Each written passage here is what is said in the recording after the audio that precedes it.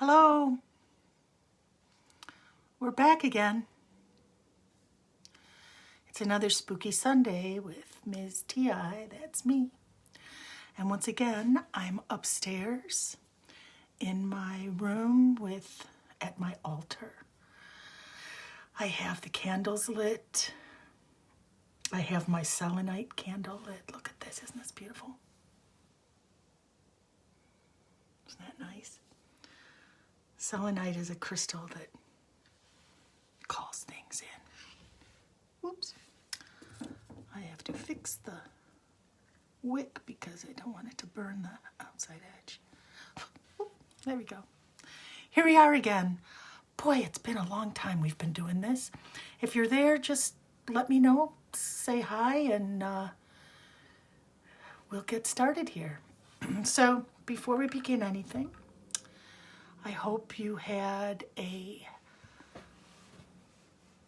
Thanksgiving filled with gratitude and filled with mindfulness and love and caring for those with you and not with you like we did, and just a continuous season of gratitude as we begin this holiday season and this season of going darker and darker and darker. So tonight I'm having a little ginger and bourbon. Cheers to everybody. Well, actually it's not a little, it looks like quite a lot. But cheers to another spooky Sunday. Be well, stay well.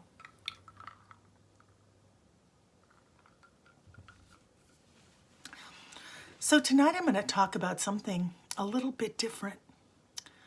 I'm not going to talk about ghosts and dead people, which is kind of odd for me, but I'm going to talk about spirits of another kind and how I have encountered them, how I became aware of them, and then how I have encountered them through my life and interacted with them, and how they have been there for me, even at times when I did not know it. And talk to you at the end a little bit about my thinking about these beings, these entities. So I'm going to go way, way back to when I was a very young girl. The summer just before I turned 14, I was up north in Wisconsin, and I was with my sister and my friend Janet, my sister Annie and my friend Janet and I decided we were going to hike the Totogatik River.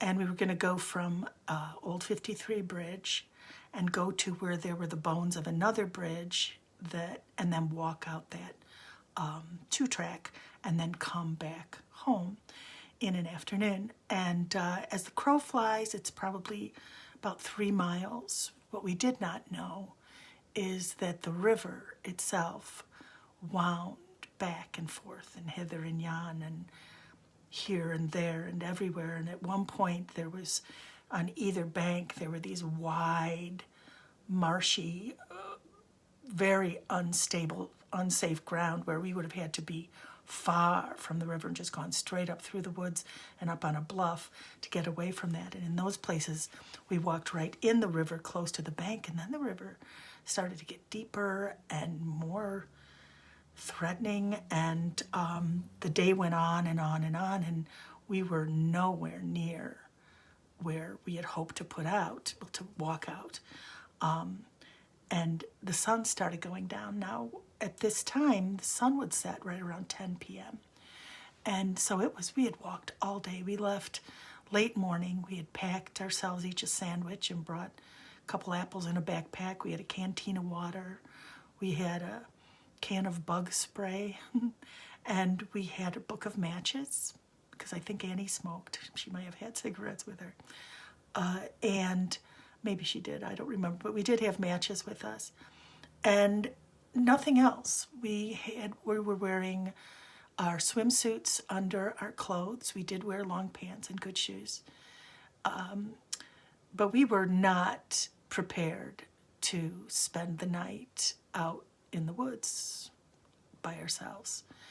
So when it started to get dark, when the sun reached the top of the trees, we realized that there was no way we could trace our steps back, and there was no way we could just walk out, that we needed to stay put and spend the night out in the wilderness. And the day had been beautiful and sunny and warm, and we had stopped at a swimming hole and gone swimming, and we were just, we were out on a day trip. It was going to be just perfect. And then the sun is setting. So we found a place by the river. We decided that what we wanted to do, because there were wolves there and bear and God knows what else in the woods, and we were these 3 teenage girls, and it was scary. And so we found right on the bank of the river, we built our fire. First of all, we went and we gathered the low dead wood on the pines. We knew how to get forage wood. We got fallen wood on the forest floor that was dry. We gathered kindling. We knew how to do this. We'd spent enough time building fires. This was not our first fire rodeo, but it was going to be our first out in the elements, unprepared rodeo. We had camped out. We had camped out on the point. We had camped across the lake on the island, but we didn't have anything that we would have had there. So we gathered as much wood as we could and hunkered in to spend the night in a strange place, never even giving a thought to what my mother was going through back at home. My mother back at home was going through what any mother would be going through. We didn't come back, and she was frantic. So she called up the ranger, the forest ranger, and explained that 3 young girls were lost along the Totogatik. It's a wild river. There's nothing.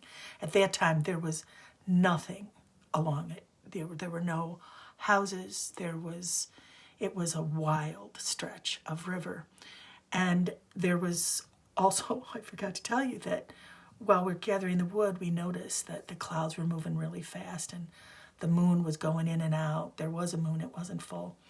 And then we started hearing thunder in the distance, and we're like, oh crap, if it rains, what are we gonna, we tried to think, should we build a shelter now in case it rains? And then we thought, no, it sounds really far away. Maybe it was way far west, and sometimes the storms would just go from south to northwest of us. So we were just hoping for that. And there was lightning off in there.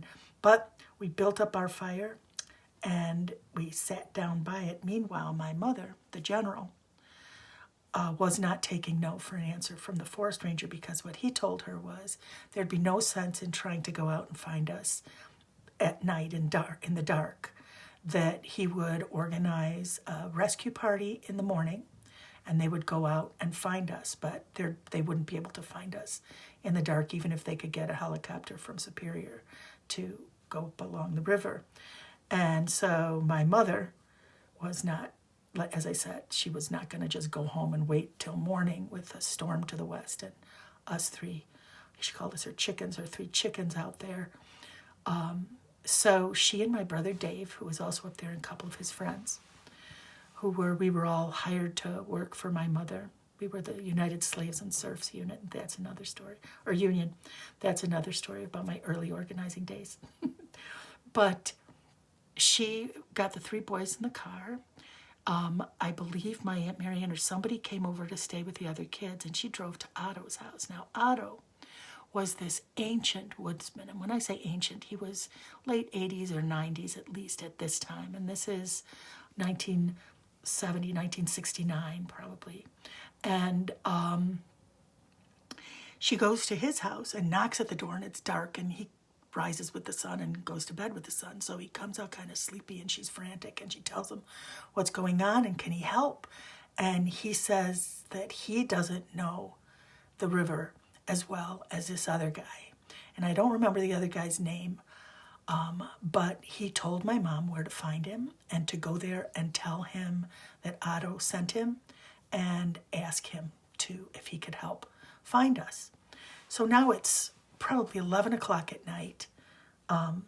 I think my mom started calling before sunset, before the sun was fully down. So she was already ready to go. She had her sneakers and her stretch pants and the boys, and they had flashlights, and they were gonna find us. So they went to this man's cabin, and he had this small cabin down this off of a sand road. There was like this rutted, just almost never traveled 2-track. And they went down there and risked being met with a shotgun. And my mother went, and she called out in Granny's voice, which my brother Tom described as sounding like an 800-mile wind through a very small hole.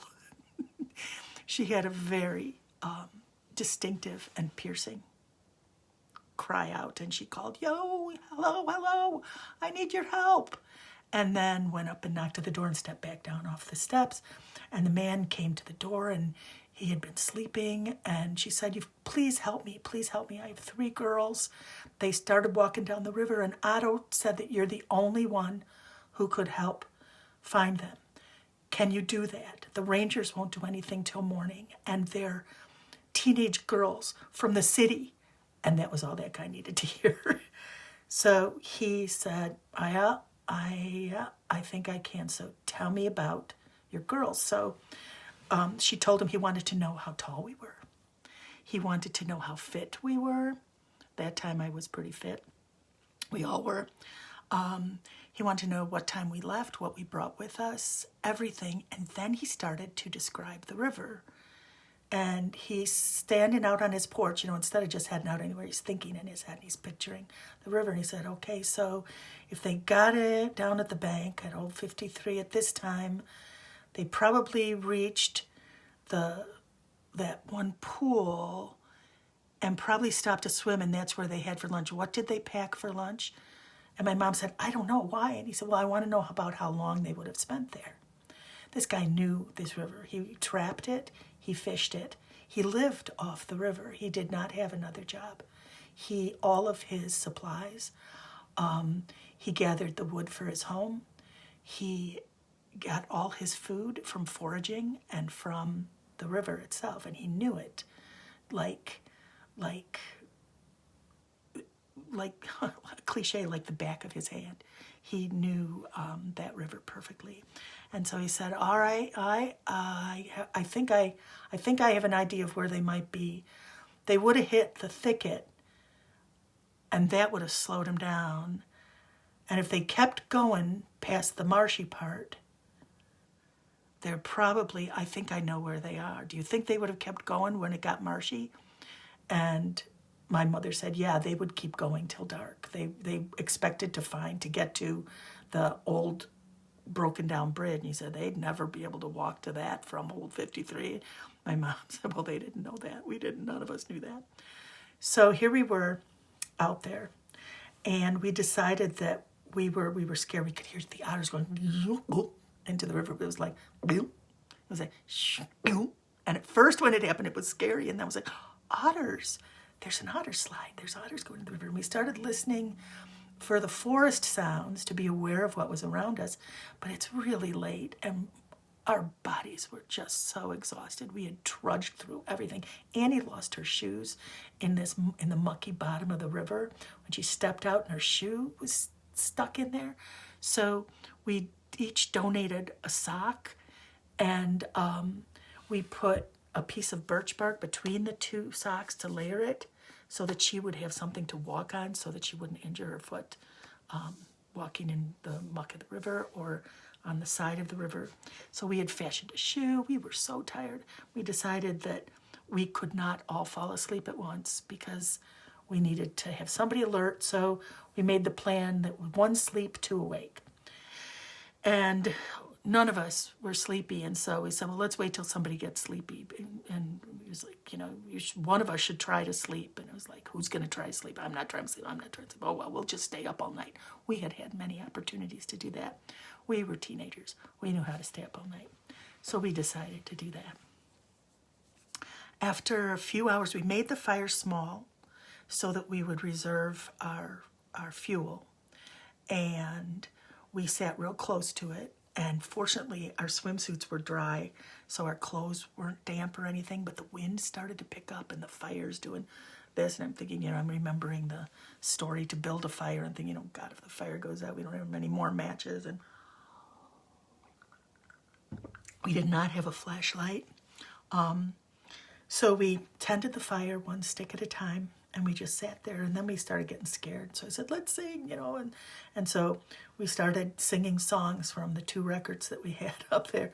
And we started singing some Dylan songs, and we were just singing and, making noise so that, letting, like Ezra talked about last week, human in the woods, but we did it with singing, and it was funny. We were laughing at each other singing. And then between songs at one point, we were there for hours. We had used almost half of our fuel when we started hearing our names being called.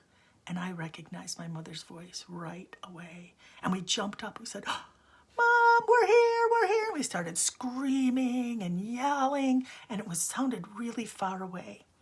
And we just kept calling and calling, and then we stopped and waited to hear them. We didn't hear anything. We called again, we're here, we're here. And then we heard their voices again, but they sounded like in a different direction. Like from where we had heard them this direction, now we're hearing them over there. And we're like, what's going on? And then they sounded further away. And finally Annie says, they're not going to find us. They're going in the wrong direction. We're going to be here all night, so we might as well save our voices and just sit down and wait and see if we can hear them come closer. And then instantly they sounded like they were close again. What was happening is the wind in the woods was throwing the voices around so that they, first they sounded close, and then it was pushing, bouncing off the trees and sounding like it was coming from different directions. That happens. But then we also thought, well, our voices too must be sounding like from different directions, but we're going to just stay put. And we built up that fire. We said, let's make the fire bigger so they could see the light. Now we were down a little bit of a bank, and on the like a sandbar. We wanted to be just on sand because we didn't have anything to dig to make a good fire pit. So we put all the fuel on the fire and had this huge raging fire, and we're yelling and yelling and yelling, and they're sounding further and further and further away. And after a while, we're just hoarse and standing there. We're just kind of defeated and sitting down and thinking, oh my gosh, we're going to be here all night. And then we look, and our fuel is all used up, and we looked at each other and we're like, shit. And we kind of sat down. The fire is dwindling down and down. And after probably interacting with them for about 40 minutes, 30 or 40 minutes, all of a sudden we saw flashlight beams. And they came flat out of the woods, straight out of the woods, and they were probably 20 feet away from us down the river, closer to from the direction that we had come. They had come straight through the woods and hit our location within 20 feet. That's how good this guy was. Well, then we had to make our way out, and we were so exhausted. When we got back, we were filthy, and, there's lots of ticks up there, and, stuff in our hair, and just greasy, sweaty, filthy. And so I was last for the shower, and the others got in the shower, and I kind of flopped on the couch, and I fell sound asleep and did not take a shower that night. And the next morning, my mom, because we'd been out all night, we didn't get in any trouble. It was amazing. We were told how brave we were and how resourceful, blah, blah, blah. But the next morning, we had the day off. My mom gave us the day off. And so I said, instead of getting a shower, I'm going to go and swim in the lake and float in the lake. That'll feel better than a shower. So I did. And that was probably my downfall, because in the shower you soap up and then you dry off with a towel. And I didn't dry off with a towel. When I came out of the water, I just laid down on the towel and let the sun dry my body. And that is probably where the tick that got me. Because a few weeks later, was probably 3 weeks later, 2, 3 weeks later, we went back to Chicago, back home. And I was not feeling good. I was just not feeling right. I was tired and I was just feeling really out of sorts. And then all of a sudden, it hit me like like a passenger train. And I was so sick. I started running a high fever. I couldn't lift my head. The pain was excruciating. It felt like someone was pressing my eyeballs. I know this is really graphic, but it really felt like that. My head hurt so much that the pillow hurt my head, but I couldn't lift it. I couldn't get off of the pillow, and I would try to move, and everything hurt. And I wasn't throwing up. I didn't have any congestion. I was just running this high fever, and just this for a couple of weeks at least. I think it was more than a couple of weeks, 10 days, almost. It was 2 weeks at least, and I was in and out of this fever, and the pain was excruciating. My mother had me in the downstairs room that was the little boy's room. Kate's and my room was upstairs, but she wanted me to be downstairs where she could keep an eye on me. And she would sit and put cool cloths on my face. She'd, swab my back, and it would just give me such chills, and I would shake so hard that I felt like my bones would break. And I remember this, I was like delirious, and I was like in and out of consciousness. I would get these chattering, freezing cold shivers, and then I would get this hot, just full body hot flash rush from my tips of my toes to my head, and I would drenched with sweat. My hair was like someone had poured a bucket of water on me. I remember my mother, at one point, her expertise was remarkable. She held my head, she lifted my head and held my head and pulled the drenched pillow out with her other hand and shook the pillowcase off of the pillow, tossed it down on the ground, picked up the pillow, put it in her lap while still cradling my head, and grabbed the other pillowcase and with her teeth spread it out and put a pillowcase on one-handed while cradling my head, the general. And she put it under, and then she gently lowered my head. It was, ow, ow, ow, ow. Oh, it was so awful. She had to help me to the bathroom. I couldn't eat anything. I could barely. She would spoon ice chips in my mouth and gave me a straw with some ginger ale that I couldn't sip. I couldn't do anything. I was so sick. And this lasted so long. I remember. Now, I think I told you that when I was little and living in the haunted house, my guardian angel showed me how to leave my body, how to do spirit travel and leave my body to escape the scary things in my childhood home. This house did not have scary things in it.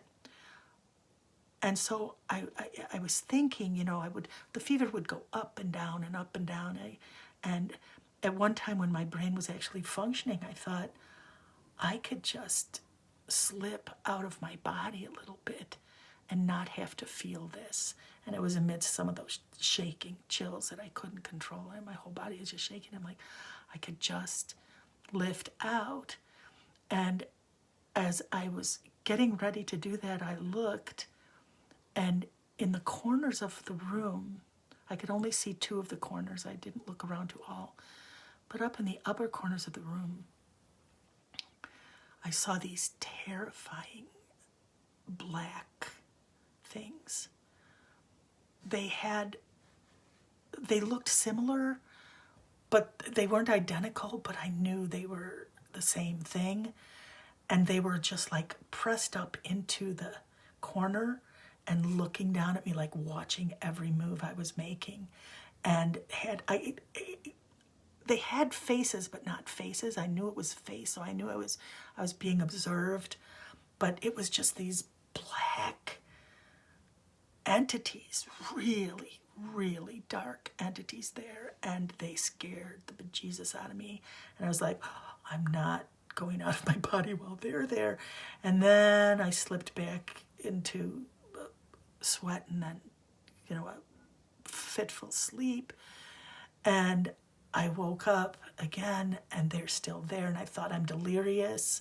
I told my mom about them. I said, there's something in the corners. There's something black in the corners. And she said, you have a fever. You're delirious. There's nothing there.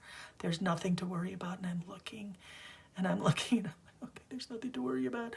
And at one point I was so exhausted and I was so weakened that I thought to myself, okay, if I just lift an inch above my body and just be right there, so if these things try to move in, I'll just drop back down real fast. Because I thought that if I went out any further, I was not sure that I was not going to stay out, that my body would not die. I felt like I could be dying. And I did not want to facilitate that happening by leaving my body before I really should, and then have these things slip in and block me from getting back in. That's what I thought could happen. And I had no idea why I thought that. Since that time, I've learned that there have been some some stories of that sort of thing happening. But I was just thinking that. I was thinking, this isn't safe. They're there waiting for me to leave my body, and then they're going to take it. And that'll be it, and I'm going to die. But I was in so much pain. And so I just, instead of actually leaving my body, what I did is I just focused on my energetic body. And I stopped allowing my consciousness to feel my eyes or my head or the rest of me that was just invaded by this fever and this sickness. And I was just going to keep my consciousness in my physical body, but only be aware of my spirit body. And I started to do that. And I started to do that the same way that I would spirit travel, where I inhaled, and then as I exhale, I blow it up just a little bit and just feel it. And I got to the place just before I would lift out, and I stayed there. And I just stayed still in my body, but separate. I know that sounds absolutely crazy, but I was not thinking about how my body was feeling. I was thinking about just my soul, my spirit self, my conscious self. And I had clarity of thought in this state. I did not, when I was trying to answer questions of my mother or anyone else who came to visit, when I was trying to interact with the physical world, I was delirious and my brain was foggy and I couldn't function. But in this state, I was perfectly clear and perfectly calm.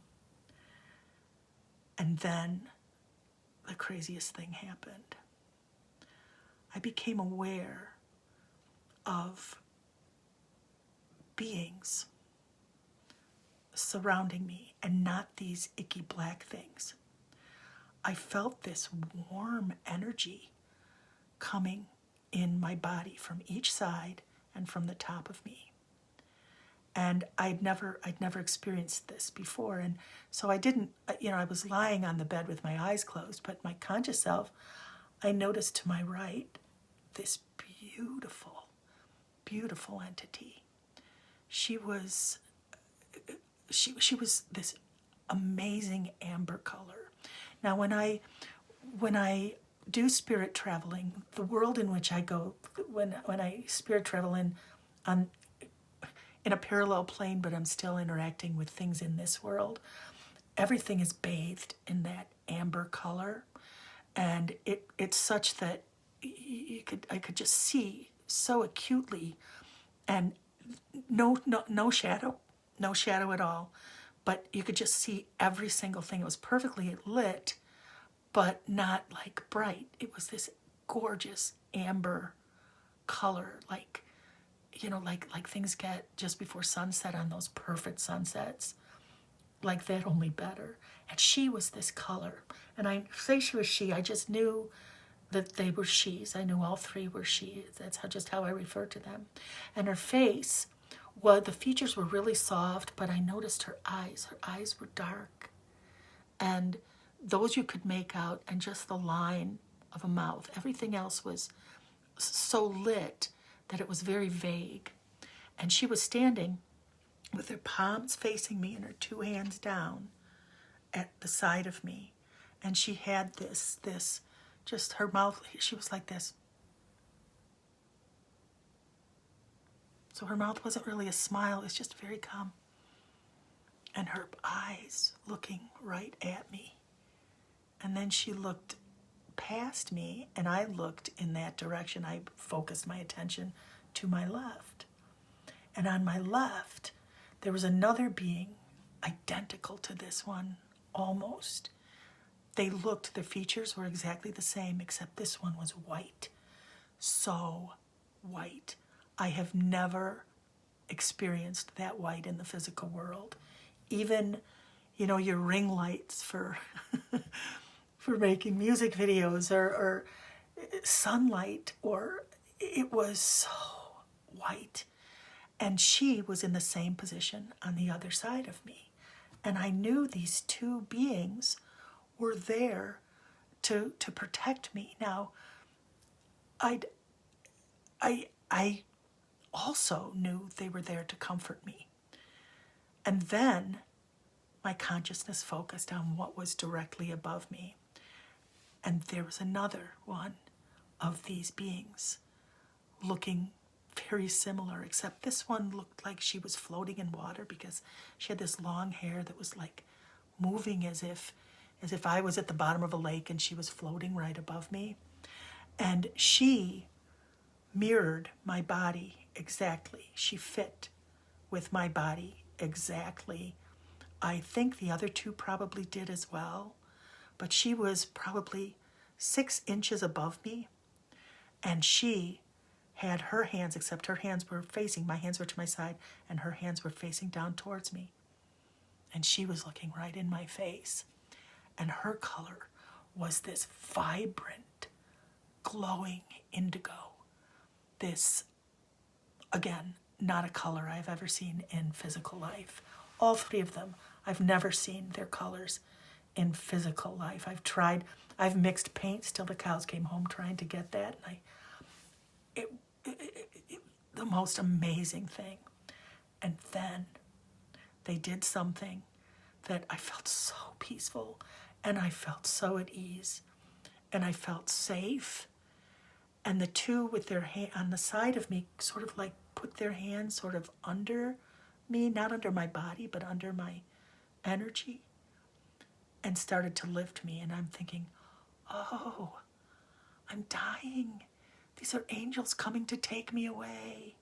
And it felt so good. It felt so peaceful and wonderful, only they didn't take me away. They lifted me just a little bit above my physical self and just poured me full of light and energy and love and peace. And I was so euphoric. I just felt like, I don't care what happens. This. And I just turned off my consciousness. I stopped even thinking about them. Looked in my mind's eye where you could just see the swirling colors, and it was a mix of the amber and the white and the indigo all around me, just flooding all around me. And the next thing I knew, I awoke.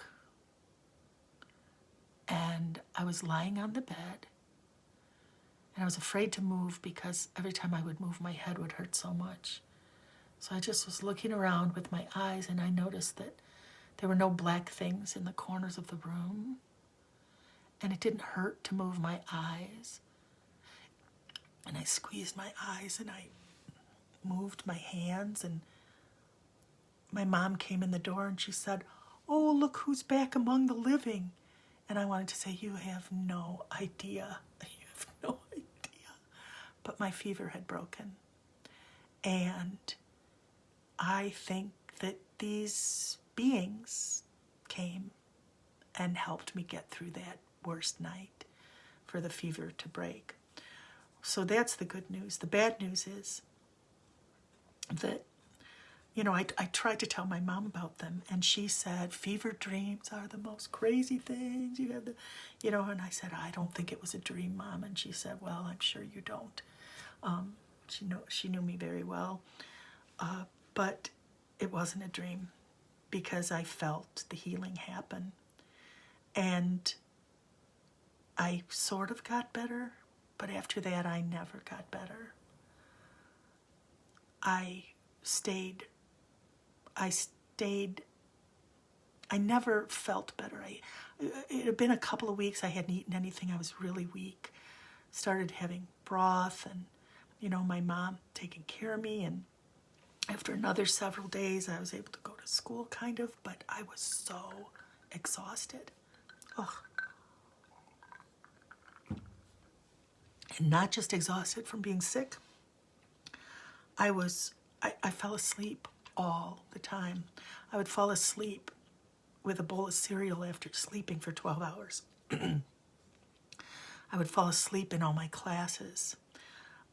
I could barely do anything. And then the fatigue got so great that just lifting my hand was like, I had to force myself to lift my hand to reach for something because it was such an amazing effort, excuse me, to try to do that. I had this amazing fatigue. And then a number of weeks after that is when my joints started to swell up and become hot and painful, and started to go to doctors. And that was what had happened, is I had gotten Lyme disease at that point.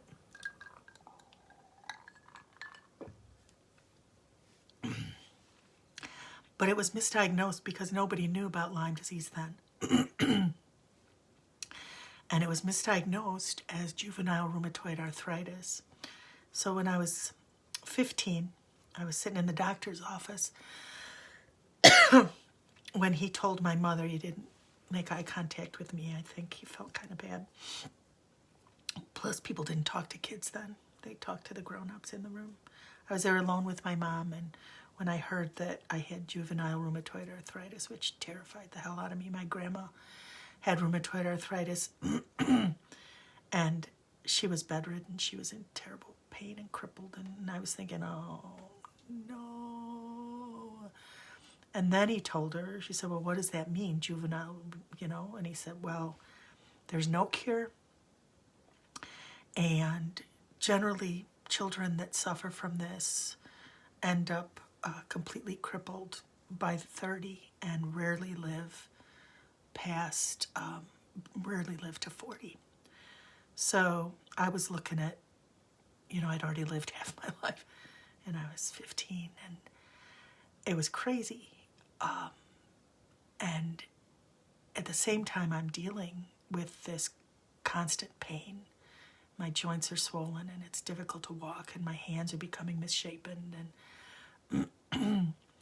my body is just crushing me. That's what it felt like. It felt like my joints were in vices. This is kind of a dark story.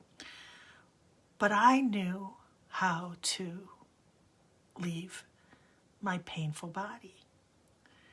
And I did. And I started to do this all the time. Again, like I did when I was little in my old house. I would just, instead of trying to sleep, I would just leave. And I thought about my my three companions, I called them my allies. I don't know why I called them that, but they seemed like allies to me. And I knew that they were not, I learned that they were not delirium, that they were not fever dreams, nor were those black things fever dreams. Because in some of my travels, I got where I was just became really risk taker, you know.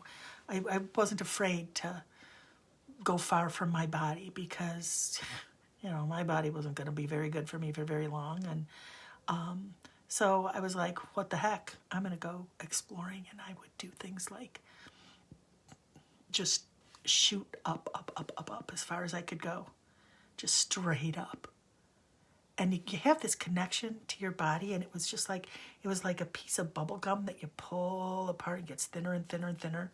And I would just go up to where I was surrounded by blackness, like into space almost. I mean, I would throw myself into other things. I was exploring this non-physical realm. And I remember at one point where I saw those dark things again, only there were not just two. I had been really far from my body, and on purpose, you know, what I was doing is it was an afternoon. I was out in the backyard. I was under the big oak tree, sitting in a lawn chair, you know, and with my feet up and looking like I was taking a nap. But what I was doing was I was up in the clouds, and I was up past the clouds, and I was up looking down on things and barely looking down on things, and just being up in the air and just flying through the air freely. I couldn't move at all in real life. I could barely walk. I couldn't walk without pain. And so when I would just leave my body in the lawn chair and leave, I could not only walk and run, I could fly and leap, and I was. And so this one afternoon, I went to come back, and as I came back, I saw those black things. And they were not touching me, but they were completely surrounding me. And at first, I was afraid. And then I remembered that when you become afraid, you have less power. I had learned this. I had been in and out of these spaces. I had explored the astral world for, you know, this is probably a year or two in to my being ill. And I saw them, and I at first was like afraid, and I was like, no, that's my body. I'm going back in my body. And these things were, they were like right up against the ground, but it was like, you know what it looked like? Have you ever witnessed a cicada hatch? We had a cicada hatch, I think that summer or the summer before, where our backyard, all of a sudden, all these gnarly-headed beings started coming out of the ground, and they were the cicadas, you know, the 17-year locust or whatever they called them. And it was the most amazing thing to watch. We'd sit on the back stoop and just watch the yard come alive with these things. It was like they were planted in the entire the entire yard. Their larva was living for these 17 years, and I think my sister turned to Pete and said, "That's why you don't eat dirt." But it was the most amazing thing to watch this cicada hatch, and that's what this looked like. It was like these things were coming out, and they were moving toward me, and I knew it was the same thing as in that room. And so I started to swoop down. You know, I started to, you know, I was going to go right back in, and I couldn't. And I felt like I was being blocked to get back in my body. And I was pushing and pushing. And then I remembered my allies. And I just visualized them there, and boom, there they were. And the three of them, boom, pushed me right down in. And those dark things were gone. So I was like, oh, they're still there. And I started to wonder if they were always there. So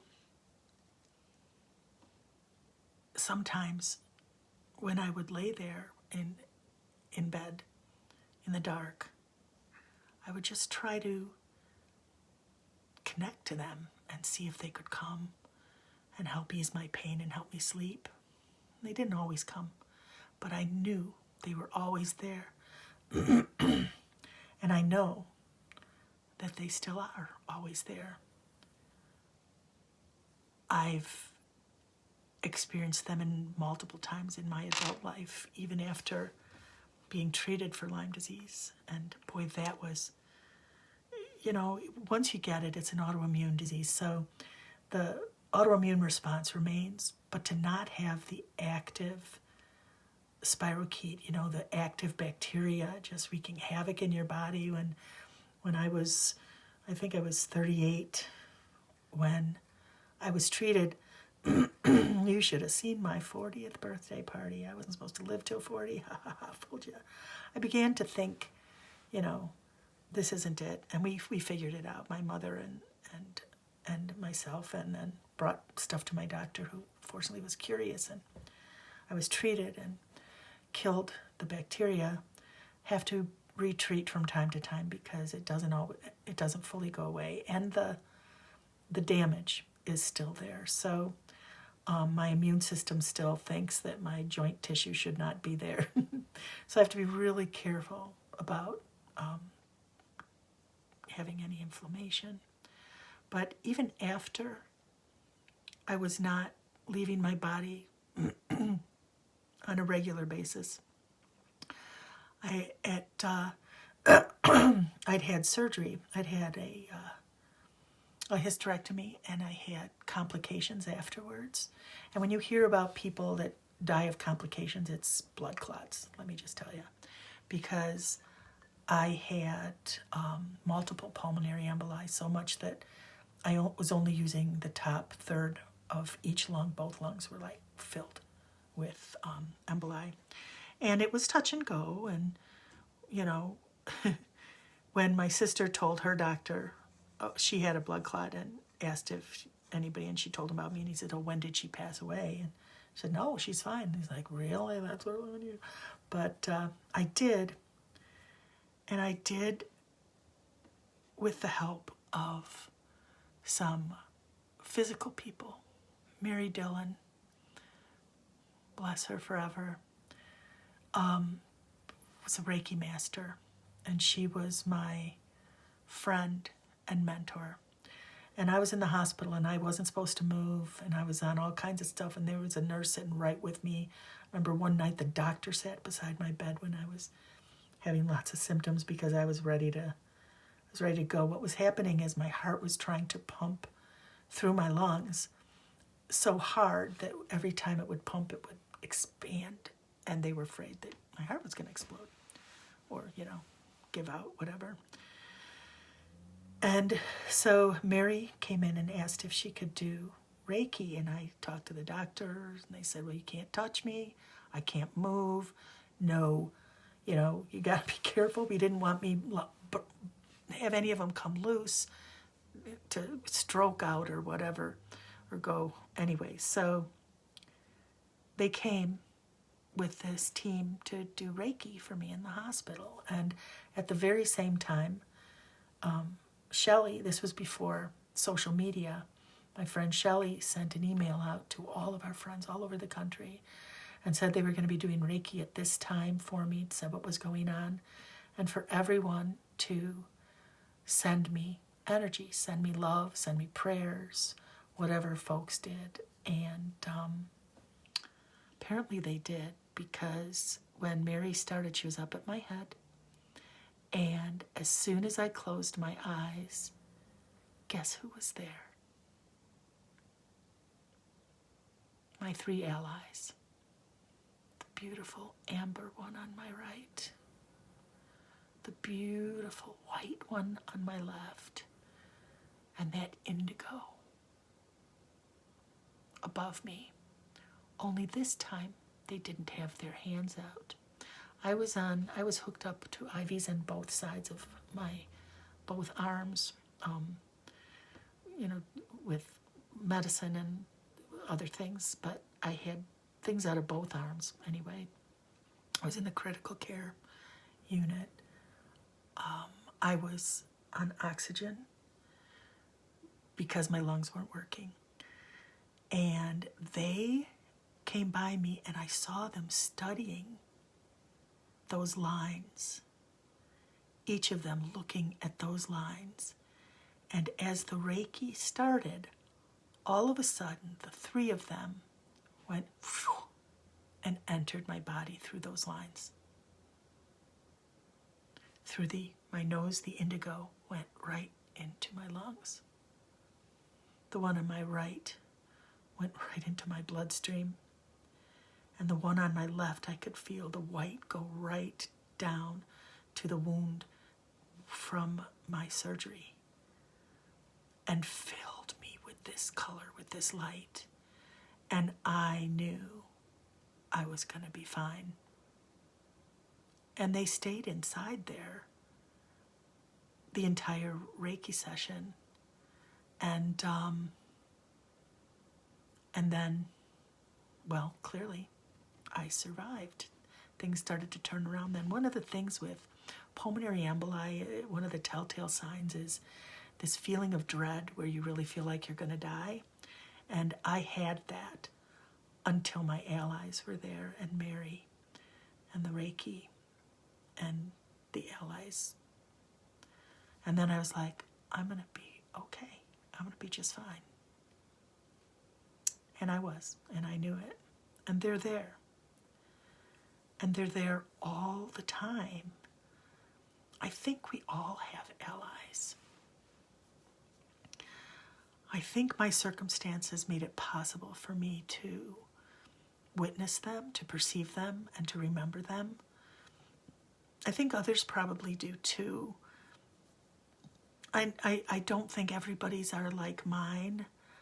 I don't know what they are. I don't know how they are associated to me, but they are. And I think they've been here my whole life and will probably be with me my whole life. And they probably will be the ones that lift me away when it is finally time for me to leave these old bones behind. I don't know what will happen after that. Maybe we'll be friends. But we all have allies. We all have spirit allies that are beside us, that are there for us. If we let it, if we let them soothe us in our grief. Boy, were they there when my brother died. Every night. With that peaceful, like it's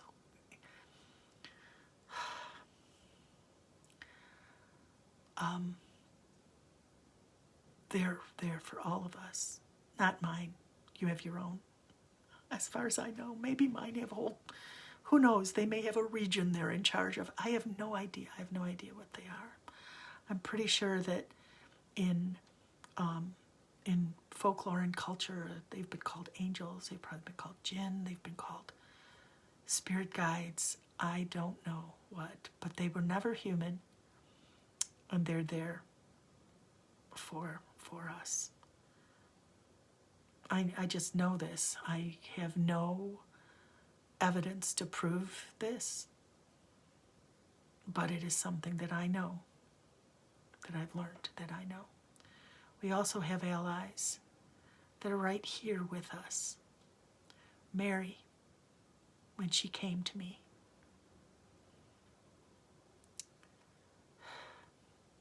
so many others that are there for us.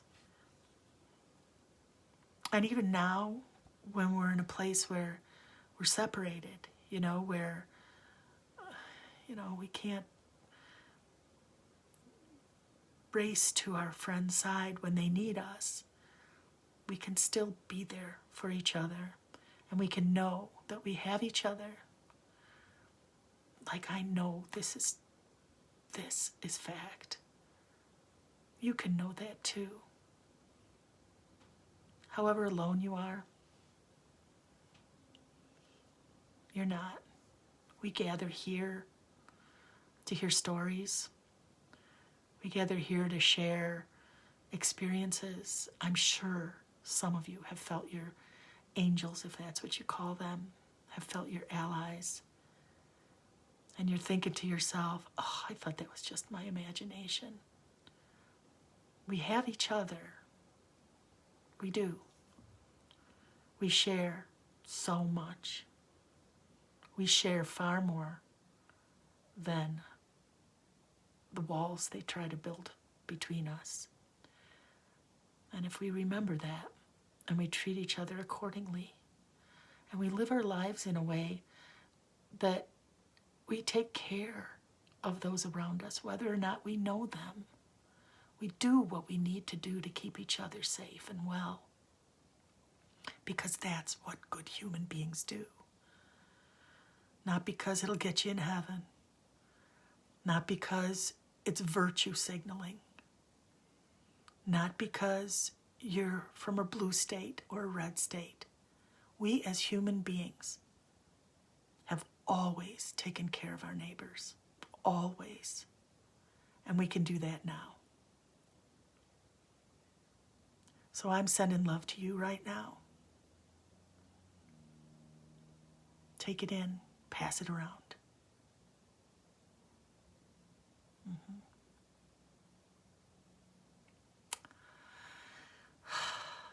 Okay, well, I have no idea what time it is. It may be short, it may be long, but it's done. So have a good night. Have a good week. Who knows what I'll come up with next week? I'm going into the way crazies. Who would have thought that to shift from ghost stories would be, what could be crazier than that? Peace, everybody. Love one another, right?